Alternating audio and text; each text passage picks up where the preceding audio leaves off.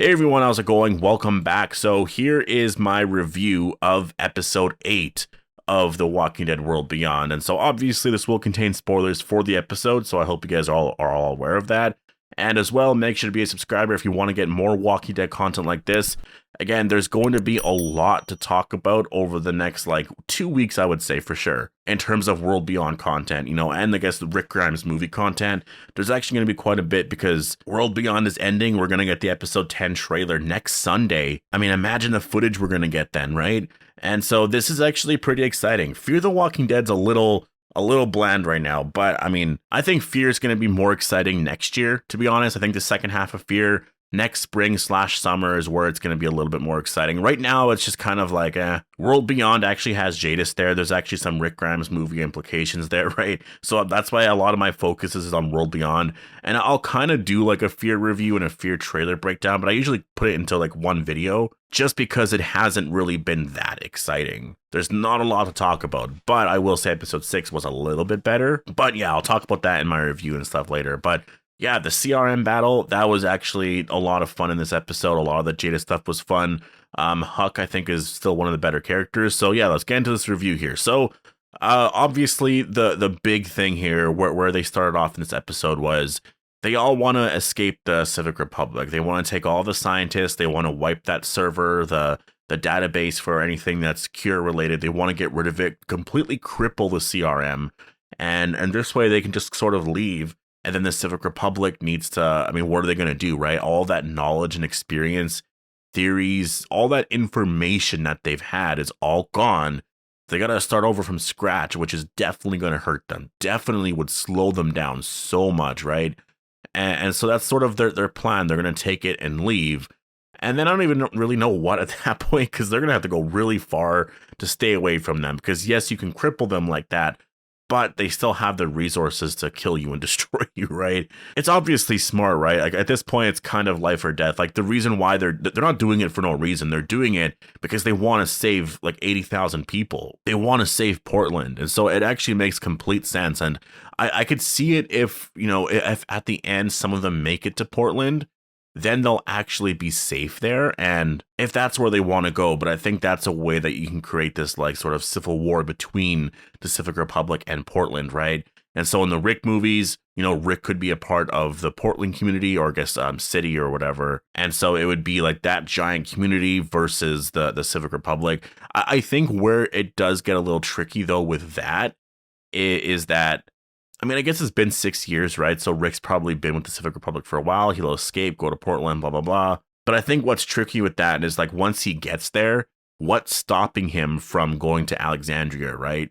There's nothing stopping him at that point. So I know he probably wants to keep Portland, and I think he wants to, if anything, move his family, his Walking Dead family, to Portland because it's just a better lifestyle, right? So we'll have to wait and see what's actually happening there. But yeah, in this episode, Jadis, I loved it. I love the fact that she just kept coming at them, and she does seem to not trust Huck as much anymore.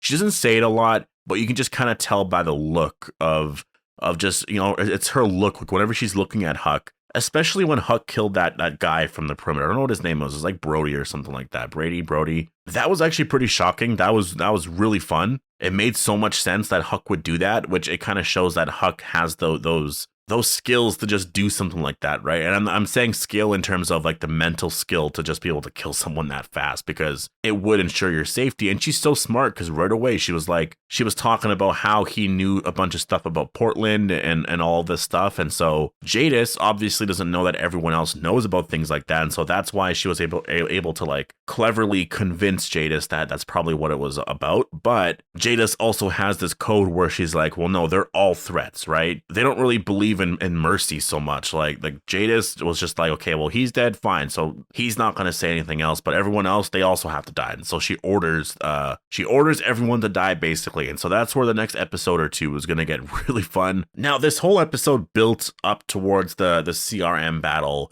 at the very end, and at first I was a little concerned because they probably should have won, but they did sort of cleverly play it where I don't know what his name is, but Huck's boyfriend was talking on the walkie-talkie and, was telling them to fall back and things like that. So I think that was a brilliant strategy. Like the writers, they know that the Civic Republic or CRM would destroy them, right? They have all these weapons, that armor and everything. They know that they would destroy them. And so you have someone with a walkie-talkie, somebody who actually is sort of in the military making orders like that. Obviously, they are going to be falling back and listening to that. And so he sort of played that to his advantage. And so I like that. Like, if it was just like this whatever battle and then, Silas and Will and Huck's boyfriend just like took them out themselves, I would hate that, to be honest. I'd be pretty frustrated with that, because that's not fun. But it actually was pretty fun. I really like the tension that they built. And I mean, Will is such a great character. I love what he does there in that scene where he was just like, you know what? I guess I'm forced to shoot them now. I'm forced to sacrifice my life here, because he heard the order, which was basically, eliminate them all. And so he was like, well, I guess he was probably thinking ahead, like, if they eliminate them all, what, am I just going to sit here and hide? Like, obviously not. I'm going to fight here. And so he goes out there and starts shooting, which actually led to their survival, right? So Will, really awesome. Silas was, I will say, it was a little awkward having him there and like shooting the Civic Republic soldiers. I found that, like, I guess it's more believable that he could do that more than any of the other main cast, right? Or no, I guess Felix could do that. Felix and Huck are obviously capable, but I found it a little silly, but obviously I think it still works, I guess. Hope also in this episode captured Mason. I believe his name is Mason. I could be wrong with his name, but he's the son of Major General Beale. And he actually seems like he is pretty ignorant to everything going around. Like, I don't actually think he knows who his father is and what is actually happening, because he seems to be genuinely shocked. Like, it's not like this, like he's acting, because when he sees walkers, like, no one's around him and he's kind of alone. He seems terrified of them. Like, he's like, why the hell are they here? So he doesn't know anything really with like a lot of the cure stuff. Like, obviously he knows they're trying to find a cure, but he didn't know what Dr. Belshaw and them were actually doing. He doesn't know who his father is. There's so much information there, right? Like, and it was really smart for Hope to do that, because that is leverage. That is something that Jadis doesn't know that they have him. I think once that comes out that they have Mason, I think Jadis is going to be like, oh shit, what do I do? Do I just kill him?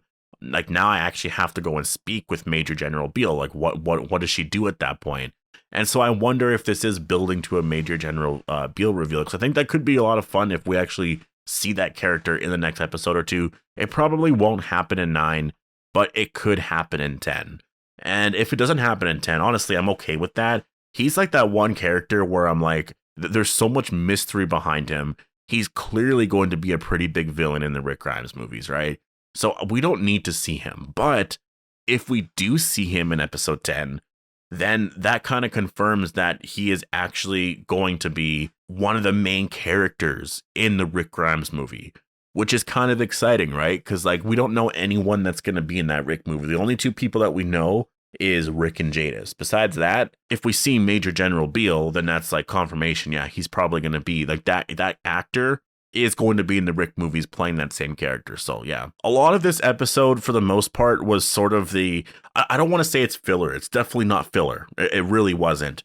But it was the transition from, like, I guess the older storyline of like they're finding out information, they're learning more stuff about what they're trying to do with this green vial, to actually executing this plan. And now there's going to be all these big action sequences, right? Like, that was sort of the switch in this episode. Earlier on, it was trying to escape, that was the focus. And then at the end, we got that epic CRM battle, which was actually kind of fun. I don't want to say it was epic, actually, because epic is it wasn't epic. It was fun, right? Like, it wasn't overly amazing. I wasn't jumping out of my seat like, holy shit, this is so cool. It was just kind of fun to see. But episode 9, I'll talk about it more in my trailer breakdown, but like, it actually looks like it's building to some pretty big character deaths, which I think could be a lot of fun. But yeah, in terms of what episode 8 actually delivered, I really liked it. I really did actually like episode 8. I still may have preferred episode 7 a little bit more, just because of Dr. Belshaw's death and a lot of that. That was actually kind of fun. But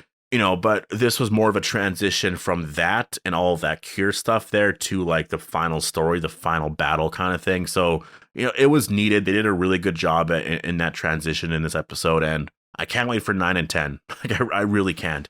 And I think I probably should do some streaming on Twitch, maybe some live reactions to episode 9 and 10, because I think it's going to be a lot of fun. Honestly, I think it could actually be a lot of fun. But anyways, make sure to be a subscriber if you want more Walking Dead content like this, and I'll see you guys in the next one.